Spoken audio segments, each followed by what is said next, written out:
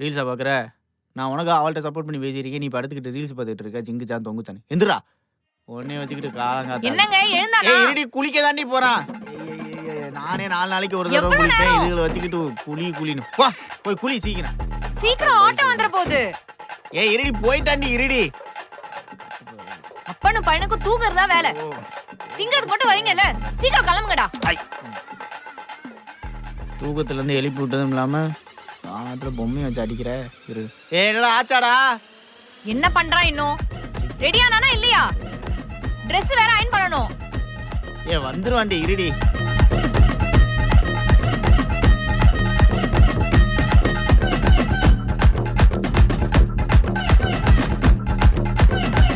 நான் குளிச்சே முடிச்சிருப்பாண்டி இரு. என்னடா பல்லு விளக்க சொன்னா பணியாரம் சுட்டுட்டு இருக்க?